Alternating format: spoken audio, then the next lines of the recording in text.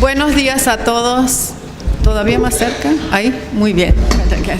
Me da un gusto enorme estar aquí sentada. No los veo bien a todos, pero sí me gustaría, en algún momento me pararé, de estar reunidos después de 20 años de haber iniciado este proyecto que, tal como dijo Martín, fue un sueño, fue una locura que empezamos en Caracas.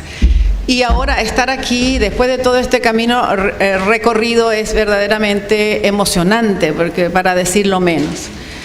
Antes de empezar, quiero agradecer a Martín, director del Instituto de Lingüística, por haber tomado esta responsabilidad de reunirnos aquí después de 20 años. El trabajo sé que ha sido enorme y agradezco también, sinceramente y con cariño, a Alicia Carrizo, que está verdaderamente ocupada. Los recibo feliz, con el corazón abierto, contenta de que juntos, porque este no es un proyecto individual, este es un proyecto colectivo. Todos hemos participado para construir un proyecto, para echar a andar cosas. Así es que mis felicitaciones para todos nosotros, porque hemos sido todos, no ha sido el trabajo de una persona.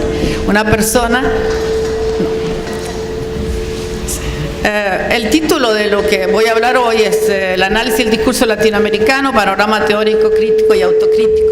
Cuando mandé este título, hace mucho tiempo, no sabían lo que me estaba metiendo en realidad. Y creo que mis colegas plenaristas han sido más inteligentes porque no mandaron título, no tienen título.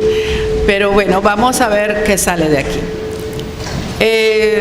Permítanme un muy breve recuento histórico de por qué estamos aquí, cómo empezó esto. Para los que no estuvieron y no sabían, esto empezó en Venezuela, en la Universidad Central de Venezuela, nuestra alma mater. Ven ahí imágenes, ahora hay que poner imágenes en las presentaciones. La Biblioteca Central, el famoso reloj símbolo de nuestra universidad, y el aula magna donde se gradúan todos los estudiantes de nuestra universidad y donde cerca de ahí hicimos nuestro congreso. El Cerro Ávila, para los que estuvieron allá, se fue. Los que conocen Caracas saben que está rodeada.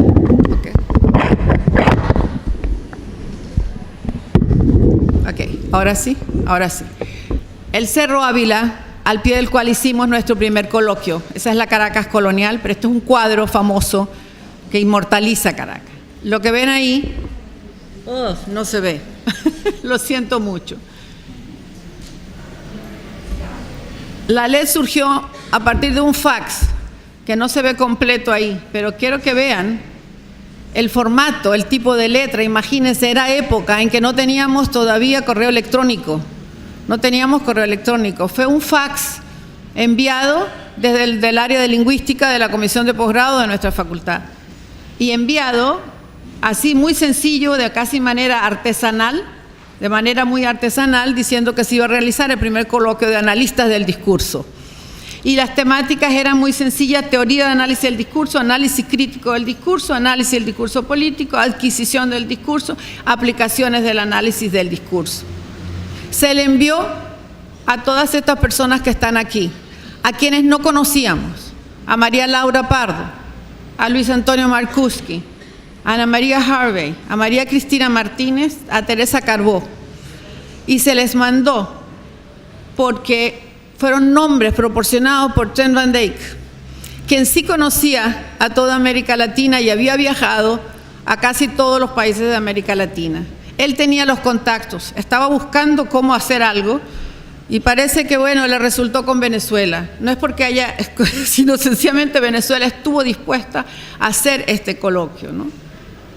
Y se realizó en esta casa, el CELARC, no sé si lo recuerdan, el Centro de Estudios Latinoamericanos Rómulo Gallegos, el lugar donde estuvo la casa del autor de Doña Bárbara.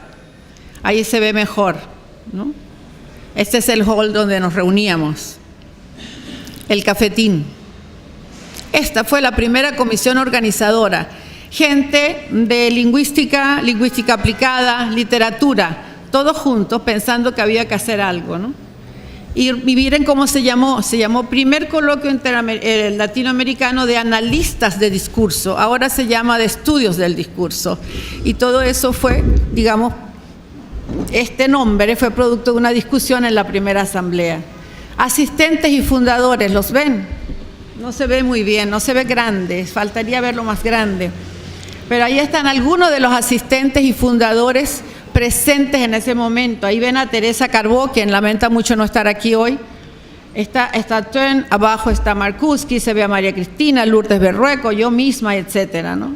Más asistentes, fíjense la sonrisa siempre, porque lo que nos ha unido es estar sonrientes, estar contentos, alegres, ¿no? Y aquí está la foto preferida mía, porque estamos bonitos en esa época, ¿no? Lindo, mira qué lindo era Tön y yo, muy bonitos, ¿no? Esto fue justo antes de la apertura, él dio la plenaria, le correspondía hacerlo en ese momento, nos reunió, tuvo esa gran idea, esa gran responsabilidad. Aquí están dos hombres fuertes de Brasil, Marcuski y Círio Pocenti, ¿recuerdan? Pocenti, sí, está jovencito. Personas que influyeron enormemente en la redacción de nuestros primeros estatutos, ¿no? La delegación de Brasil siempre enorme, muchos, aquí están todos, y también sonrientes, contentos. Es la carátula de las primeras, las actas del primer coloquio latinoamericano. Hubo luego, paralelamente, uno en Colombia, que editó María Cristina Martínez. Y luego cada coloquio que se hizo después en América Latina fueron apareciendo actas aquí. Los primeros delegados regionales se nombraron luego en el 97, ¿no? Luisa Granato de Argentina, que debería estar por aquí, Antonio Marcuski, que lamentablemente está muy enfermo, pero sigue con nosotros siempre, María Cristina Martínez de Colombia, Leda Berardi de Chile, Teresa Carbó de México, Alma Simonet de Geigel de Puerto Rico, nuestra primera tesorera. Es importantísimo mencionarlos porque fueron los responsables de echar las bases a través de coloquios pequeñitos. Éramos todos amigos, asistíamos a reuniones en las que todos podíamos escucharnos. Todo el mundo asistía a oír lo que decía el otro, dialogábamos, coloquiábamos. Eso era fantástico en realidad. Pero a partir del cuarto coloquio realizamos el primer Congreso Internacional en Brasil, porque ya los desbordábamos, es decir, éramos muchos, todo el mundo quería unirse a este grupo que estaba haciendo cosas en Latinoamérica y de manera amigable, basados en la cooperación. Nuestra noción de poder no es la noción del poder asimétrico, de que unos dominan y otros son los dominados. En nuestra asociación es el poder cooperativo, es decir, todos colaboramos, todos cooperamos, y creo que esa es una de las cosas más hermosas que tenemos en ALED. Y empezaron luego todos los congresos, se va ampliando el círculo. Fíjense, ahí está Menguenot, ahí está Charrodot, está Van Dijk, es decir, no éramos todos como muchos decían, caramba, pero es que todo eso es en honor a Van Dijk. No, señores, en honor a nosotros, e invitamos a otros. Y así se fue ampliando y se van incorporando a nuestro. Empezaron los proyectos, los grandes proyectos internacionales. Este, por ejemplo, es un proyecto de racismo y discurso. Han salido 3 libros en inglés, en portugués, en español, ¿no? Con la colaboración de miembros de ALED. Están las redes de la pobreza, la red de la pobreza, redes de diferente tipo, se han formado, solo para mencionar algunos, porque es un muy breve recuento, ¿no? Y se van consolidando las amistades. Aquí está Ana María, Harvey, Patrick, Adriana. Lamentablemente Ana María falleció, todos sabemos eso y la echamos muchísimo de menos porque tuvo un importante papel en echar a andar las páginas web de la revista. Bueno, hasta que llegamos al último, al anterior, en el que Brasil ahora tiene la presidencia. Había estado en manos de Venezuela, de Colombia, de México, pues a México, Colombia, pues ahora Brasil. Chile, por supuesto Chile, ¿no? Chile. Bueno, vamos a entrar en materia. No puedo, tengo millones de fotos y que las podremos compartir y habrá también en internet, pero quiero mostrarles que han sido años en los que se ha ido construyendo, y gracias al trabajo colectivo en cada país por un compromiso Y es un compromiso, yo creo, de amistad, de cooperación y hasta un compromiso político, digamos, ¿no? Hay un compromiso político fuerte, ¿no? Entonces entramos aquí en materia y vamos a ver el discurso latinoamericano. Podemos hablar de un discurso latinoamericano de la misma manera que hablamos del discurso francés, porque hay gente que escribe y dice, yo soy de la corriente francesa, yo hago discurso francés. No, yo hago discurso anglosajón. Yo digo, bueno, yo hago latinoamericano. ¿Qué quiere decir eso? ¿Existe algo que se llame discurso latinoamericano? ¿Cuál es nuestra visión de lo que es discurso? Han empezado a salir libros muy interesantes. Este es publicado por un joven colombiano que se ha dedicado a entrevistar a las personalidades de América Latina. Me pareció que era una buena manera de mostrar cómo nosotros estamos ocupando espacios, ¿no? Esto fue una entrevista a un grupo de mujeres, todas somos aquí mujeres, Adriana, Teresa, Julieta, Ana María, Elvira, María Laura, es decir, unas de un primer volumen, luego vendrán otros volúmenes. ¿Por qué es importante este tipo de publicaciones? Porque mire lo que pasa en la parte de atrás del libro, ¿no? Se evalúa nuestro trabajo como analistas del discurso. Entonces dicen, aquí dice Ana de Fina, no sé si la alcanzan a leer, ¿no? No.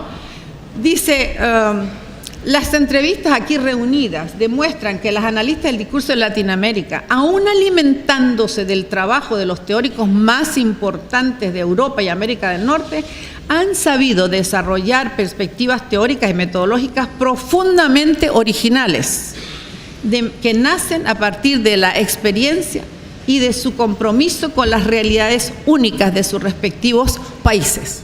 Entonces nos evalúan desde afuera como originales, como creativos, ¿no? Con una realidad única. Yo me pongo a preguntar, ¿dónde está la originalidad? ¿Dónde reside la creatividad?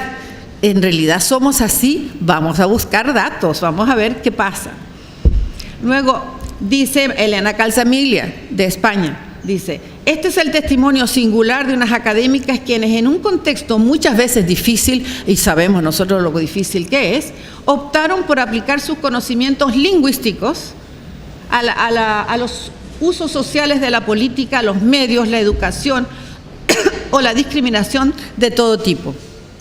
De ahí que sea apasionante, fíjense que digan que es apasionante seguir de cerca la trayectoria de esta generación, esta generación, que ha contribuido a situar un ámbito de investigación interdisciplinario en firme compromiso con los conflictos y los cambios sociales de su tiempo. Es decir, ya existe en Europa y en los Estados Unidos una visión de lo que nosotros somos como analistas del discurso, y eso es verdaderamente valioso y es un logro. Entonces ha llegado el momento de reflexionar, de evaluar. 20 años, pero ¿cómo vamos a evaluar entonces? ¿En qué deberíamos evaluar? Primero, creo que debemos hacer una evaluación crítica de los modelos y las teorías que nos han servido de base. Eso es algo que hay que profundizar. ¿De dónde salimos? Pero ¿dónde está nuestra crítica, nuestra evaluación de esos modelos? Y luego evaluar el concepto mismo de crítica como teoría crítica, porque hay mucho análisis crítico, pero ¿qué significa crítica? Entonces, esos son dos temas, grandes temas, que dan pie para un libro, o más de un libro. Entonces, aquí en esta conferencia de apenas 40 minutos, lo que podemos hacer es entrar en la evaluación de nuestras prácticas de investigaciones en estudios del discurso en América Latina. Es decir, tenemos que evaluar nuestras prácticas de investigación. ¿Qué estamos haciendo? ¿Cómo investigamos? Y también tenemos que evaluar lo que entendemos por análisis crítico del discurso en nuestra comunidad científica. No que es análisis crítico en toda la literatura sobre teoría crítica. No. ¿Qué hacemos nosotros? Y para eso, pues sí necesitamos datos, ¿no? Datos. Entonces, se me ocurrió que para poder hacer esto había que tener evidencia empírica, obviamente.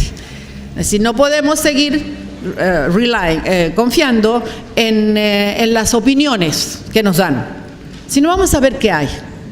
Entonces, me inicié este año, a principios de este año, un proyecto sobre publicaciones de los socios de la LED. Y empecé de manera frenética a escribir a todo el mundo diciendo, no tengo tus publicaciones, mándamelas. Eso se convirtió al final en un intercambio de publicaciones. Entonces escribí, personalmente a mucha gente en Argentina, en Brasil, en México, en Colombia, en Chile, pidiendo, bueno, mándenme sus publicaciones.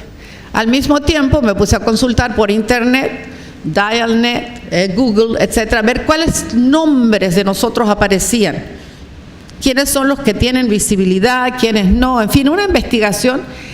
Me di cuenta que era de locura hacerlo sola, porque cuando empezaron a llegar las publicaciones, tuve que pedir ayuda a Mercedes Duarte, aquí presente, alumna nuestra ya, ahora colega de Venezuela. Ayúdame. Qué impresionante, qué impresionante. Antes de hacer el estudio de las publicaciones, hay que estudiar la forma en que nosotros hablamos de nuestras publicaciones. Entonces hay que hacer un estudio del discurso de las publicaciones. Cada país tiene una noción distinta de lo que significa publicar, de las maneras en las que reporta su relación con las editoriales, su relación con los países donde publica, su relación con otros. Es impresionante, ¿no? Pero bueno, logramos reunir una pequeña, digamos, muestra todavía de Argentina, de Colombia, de Chile muy poco, de Brasil, siendo el país más grande, no recibimos casi, entonces había que andar buscando, fue muy, muy difícil. Y a pesar de todos los avances tecnológicos, uno se da cuenta que no estamos todos ahí, porque estamos dispersos, nuestras publicaciones están en distintos lugares. La crítica, por ejemplo, en mi caso, están en mi repositorio de la universidad, y de pronto otras por allá en Dialnet, otras en algún lado, pero no hay un conjunto. Entonces, esto para mí se ha convertido en un proyecto fundamental. ¿Para qué? Para ver las perspectivas teóricas en ALED. Porque uno dice, no, yo sigo a tal, yo hago lo mío. Pero ¿cuáles son esas teorías? Entonces la primera mirada que da a las publicaciones, ves que hay como dos focos de inicio. Unos que arrancan mirando el lenguaje y otros que arrancan mirando la sociedad. Las fuerzas que mueven al lenguaje, eso es una cosa. Pero por el otro lado, a partir del lenguaje, llegar a la forma en que eso se da en la sociedad. Entonces, ese punto de partida teórico parece fundamental y hay que identificarlo en nuestra comunidad. Luego, los modos de practicar el análisis son muy diferentes, entonces hay que tomar ciertos criterios. El criterio central es el tipo de dato. Si vamos a hacer investigación científica, decimos que somos científicos, necesitamos algo observable, datos. Entonces, a través de las publicaciones se puede ver cuál es el dato estudiado.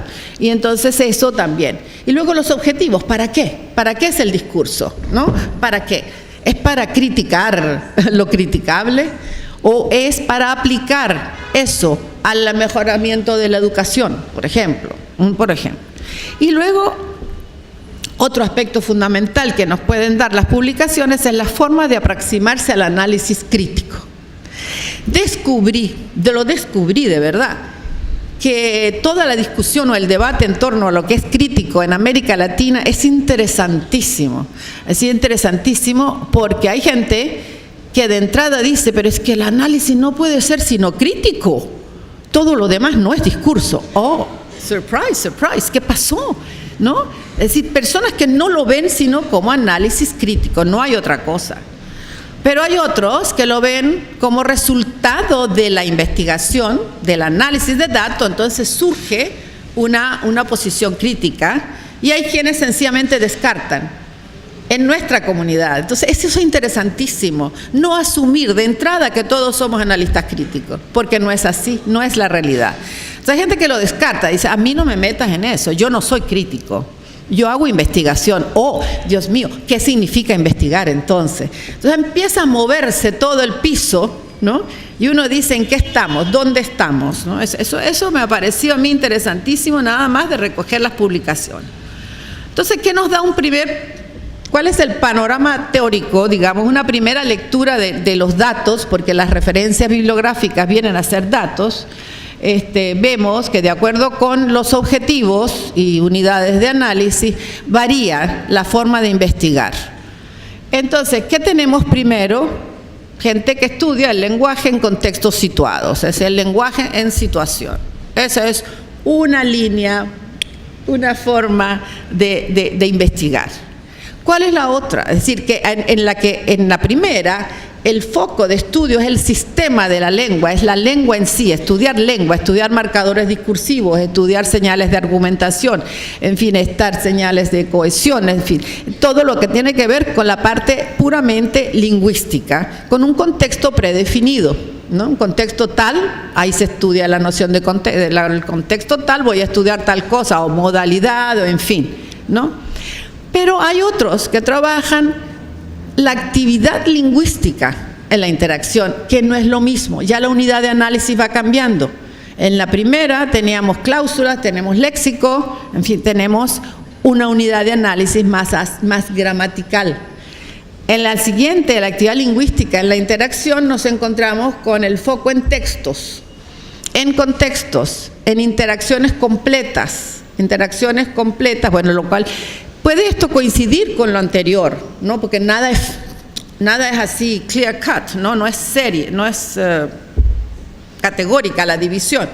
Pero sí hay gente que le interesa más, por ejemplo, la relación entre los participantes, relaciones de presupuestos culturales, construcción de identidades, trato, ¿no? Cortesía, descortesía, todo esto, y muchísimo más construcción de la experiencia, pero de manera interactiva, ¿no? Luego tenemos el lenguaje como representación de grupos. Quizás una de las palabras que más se repite en las referencias bibliográficas es representación. La representación discursiva de, es algo así como tal, la representación discursiva de tal cosa.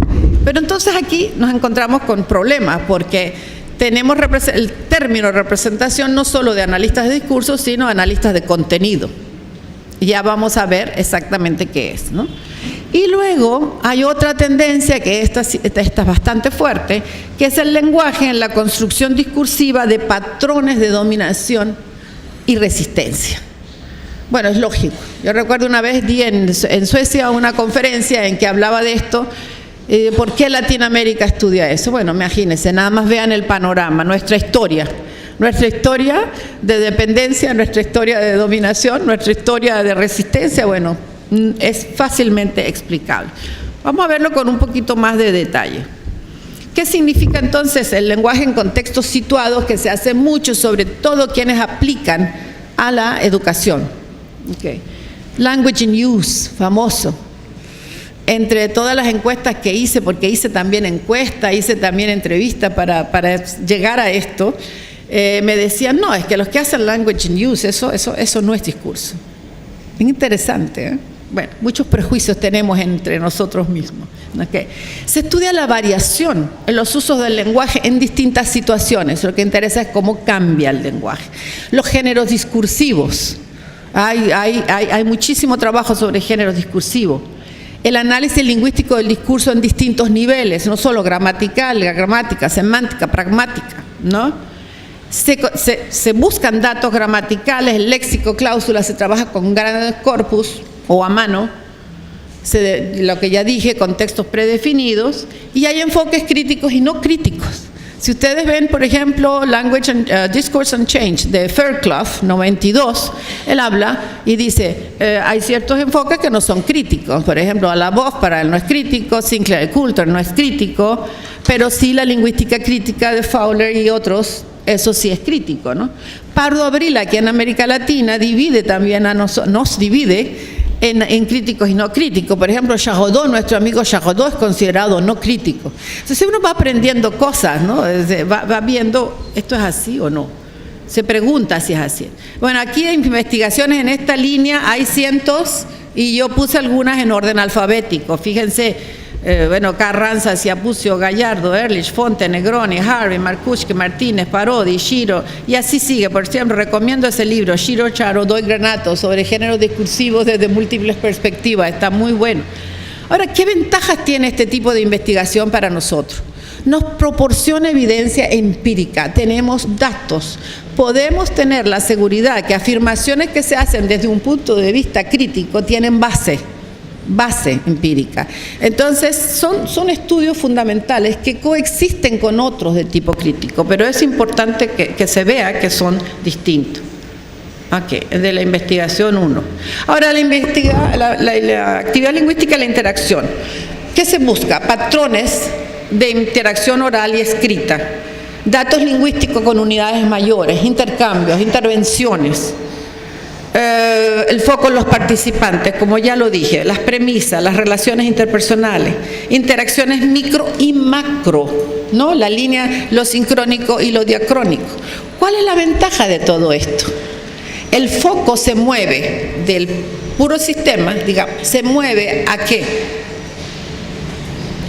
A las personas en eventos, las personas haciendo cosas, en cooperación y conflicto. Entonces se obtiene evidencia de cómo las relaciones sociales pueden ser exitosas o no pueden ser exitosas. Y eso es fundamental para el diálogo, para la cooperación. Entonces también se obtiene un conocimiento importantísimo para complementar otros aspectos de los análisis. Ejemplos, aquí hay muchísimos. Por ejemplo, el grupo EDICE trabaja con cortesía, la cortesía en español, que es un trabajo interesantísimo. Fonte Zaragoza, Rodríguez Alfano de México han recogido muchísimos trabajos nuestros sobre diálogo y están publicados en un libro en inglés. Entonces, tenemos que en nuestra comunidad científica el concepto de interacción es muy rico, porque no es solamente la interacción que se refiere a situaciones conversacionales, sino es la interacción en el texto escrito y es la interacción en un plano diacrónico también, es decir, a lo largo del tiempo, cómo se va dando y cómo va cambiando el diálogo, que es más evidente en el diálogo político, ¿no? Que es por lo menos lo que he estudiado, pero también ahí tenemos el caso de Carbó y de Oteiza y Pinuer en Chile, ¿no? Son muy... Ahora, aquí sí vamos a parar un poquitito. El lenguaje como representación, que es otra cosa que aparece mucho en las bibliografías. Voy a tomar esta agua.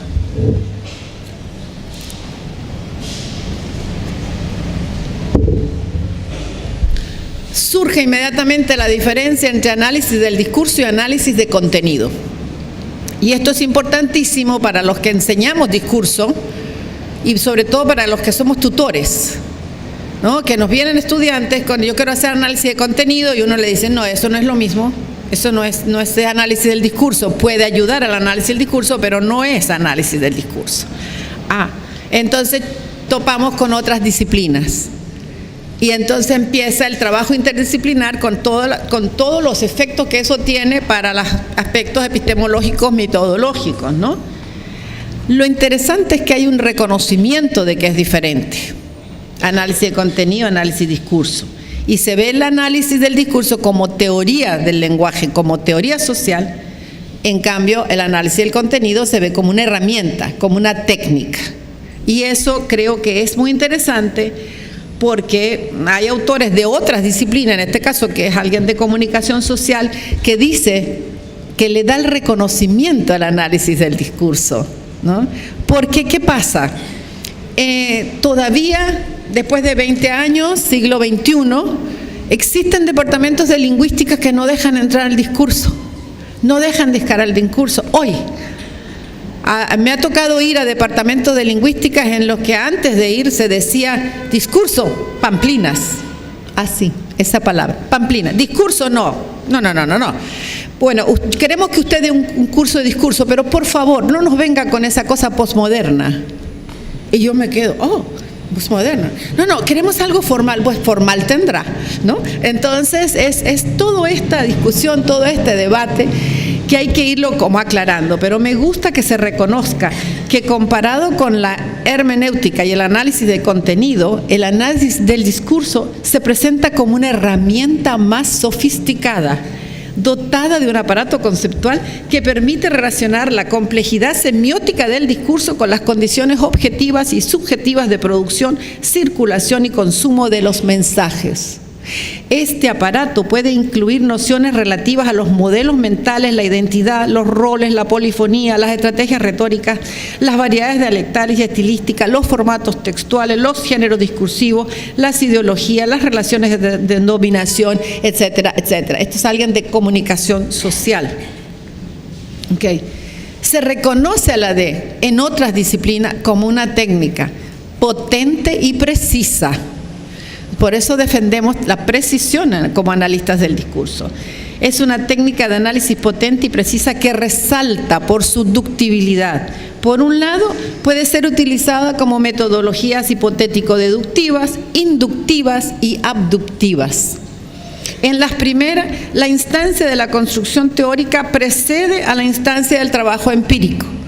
Es decir, lo que hacen muchos estudiantes de maestría, ¿no? Primero se meten en una teoría y la aplican. Entonces, tienen todas las categorías y vamos a ver qué pasó. Okay.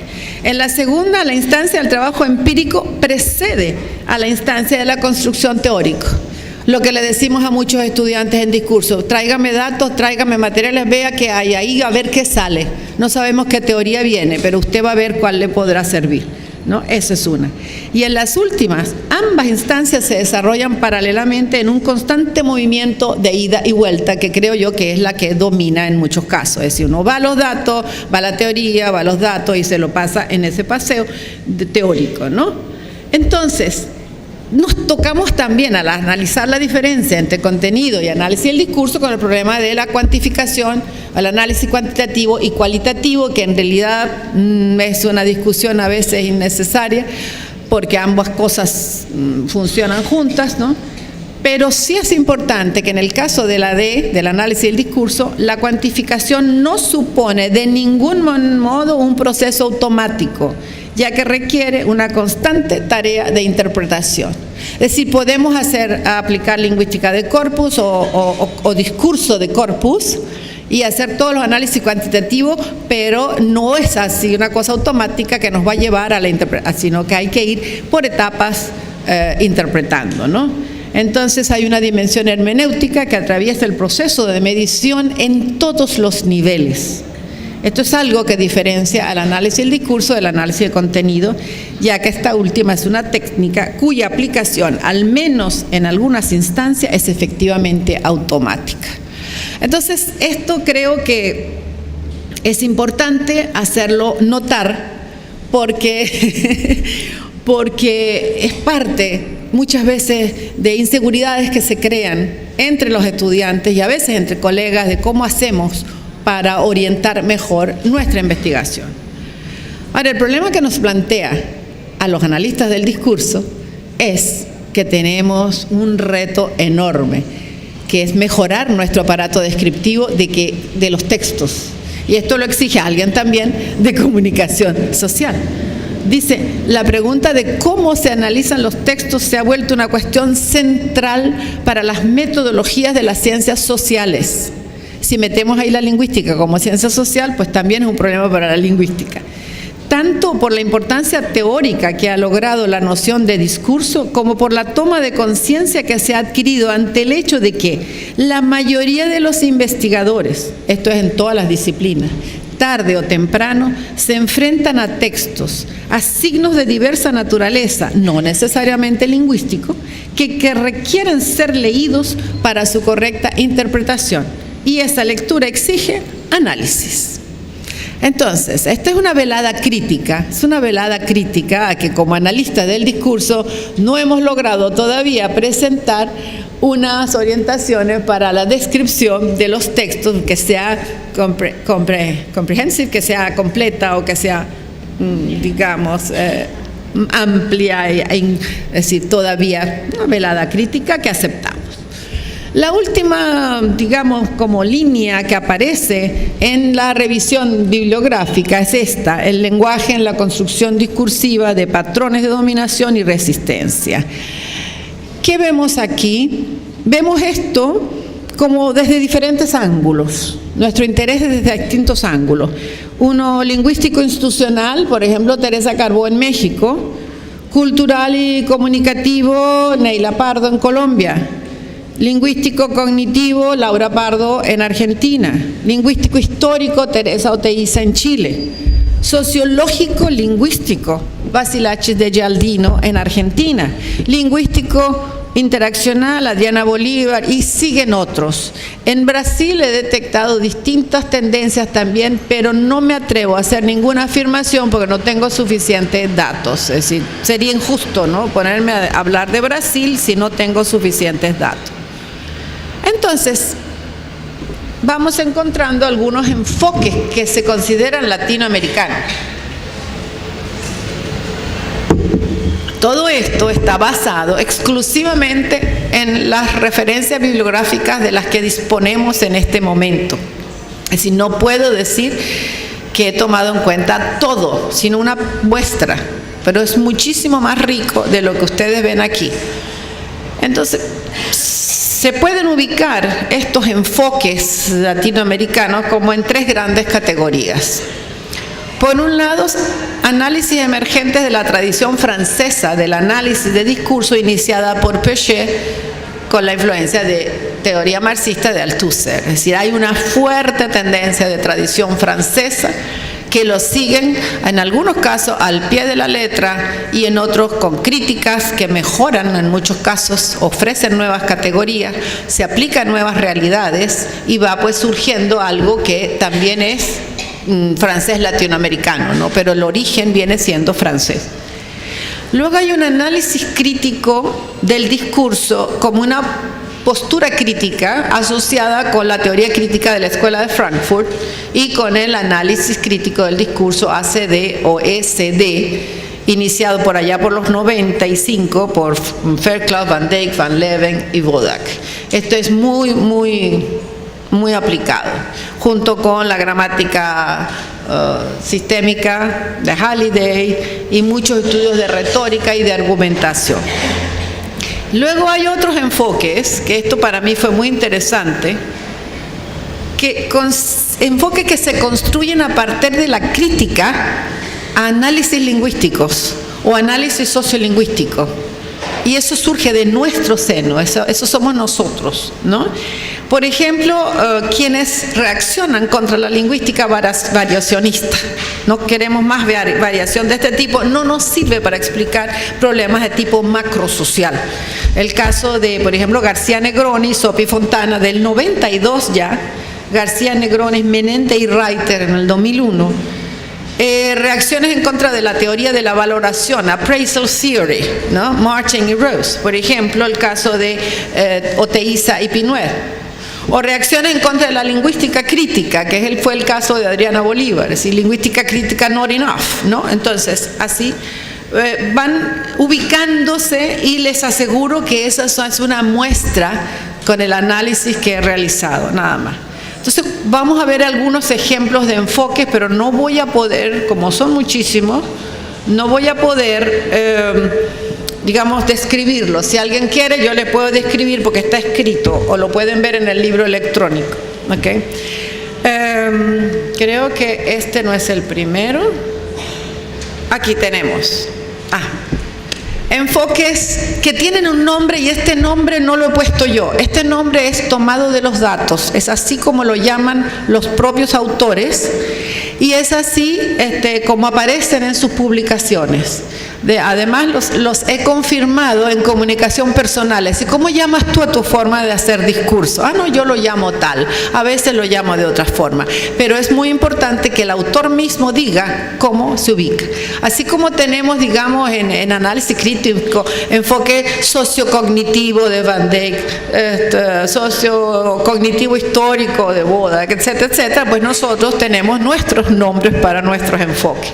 Entonces hay uno, enfoque semiótico discursivo transdisciplinario, Julieta Haidar, 2003. ¿Qué es eso? 2006. Son trabajos basados en la semiótica de la cultura, en la teoría de la complejidad, totalmente transdisciplinario, que no conocemos, yo creo, que en América Latina. Se conoce en México, pero no se conoce, nosotros no lo conocemos. El modelo integral de análisis del discurso de Teresa Carbó, que en realidad es un análisis sintáctico, ¿no? Y tiene una base estructuralista, materialista, histórica, pero también incorpora luego de otras teorías, ¿no? El análisis sociológico lingüístico del discurso de aquí de Argentina, de Irene Vasilakis de Gialdino.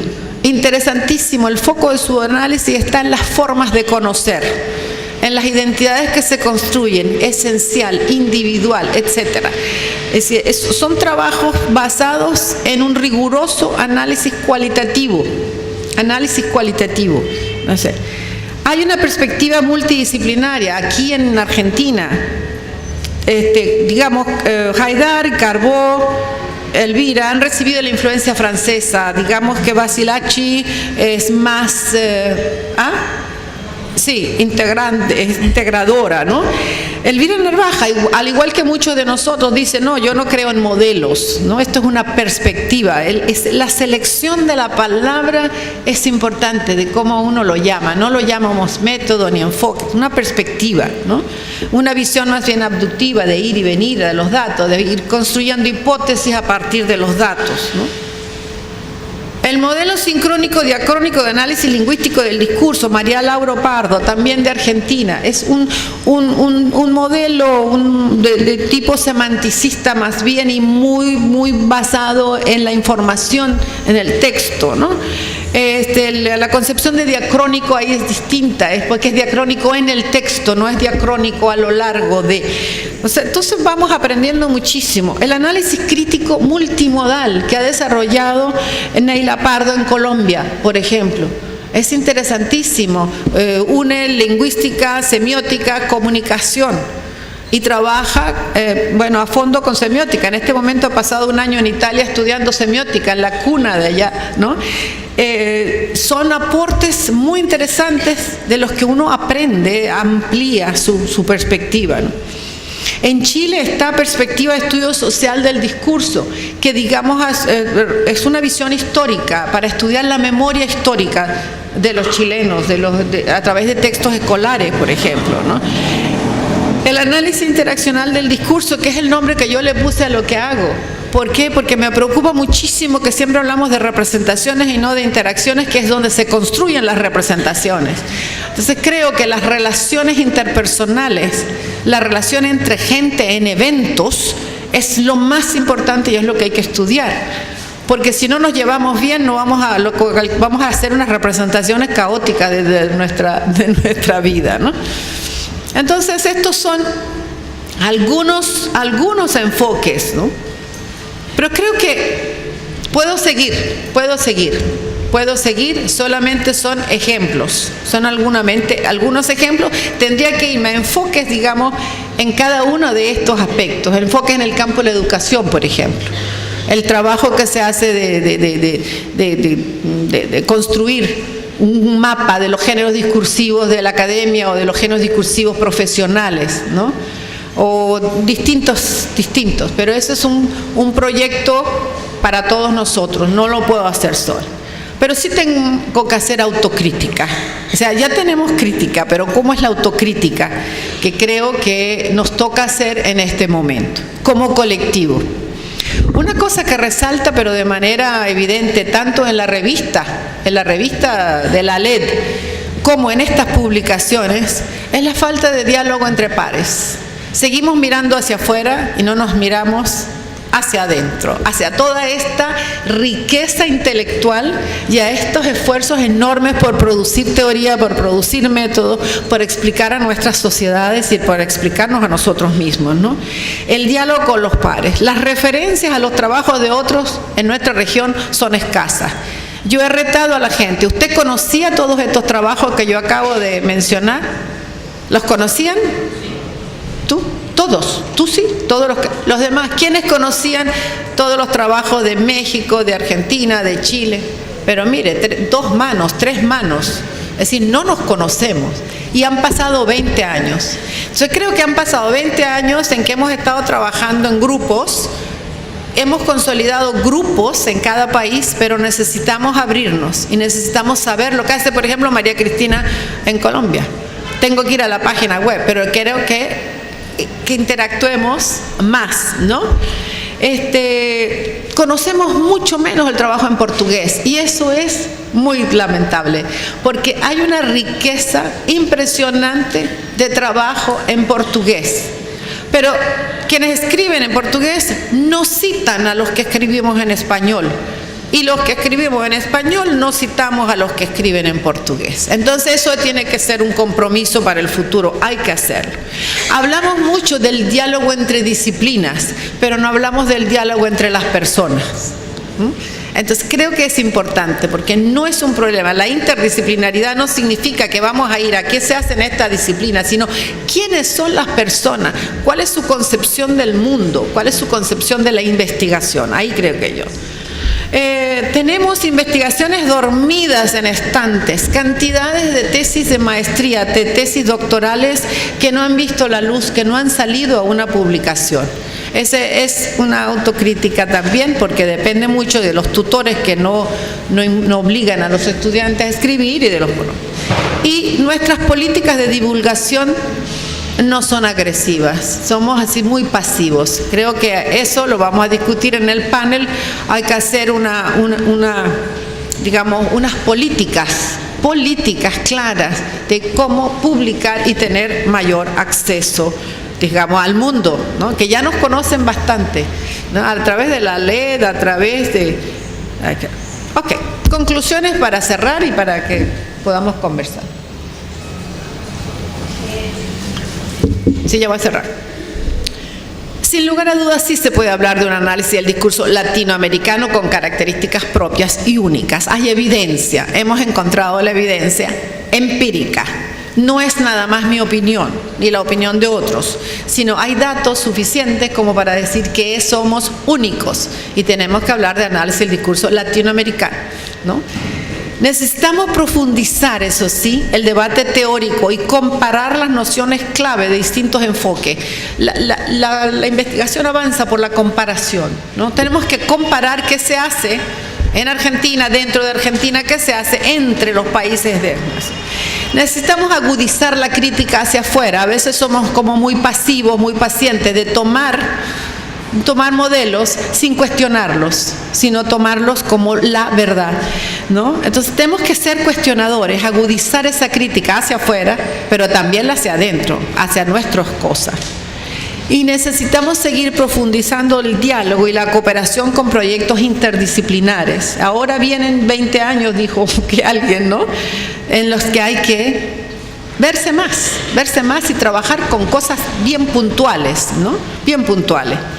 Y sobre todo, diría yo, necesitamos confiar en nuestros intelectuales, en nuestra gente, confiar en nosotros y en nuestra gran capacidad, porque la tenemos, de echar a andar y mantener proyectos latinoamericanos como el de la LED.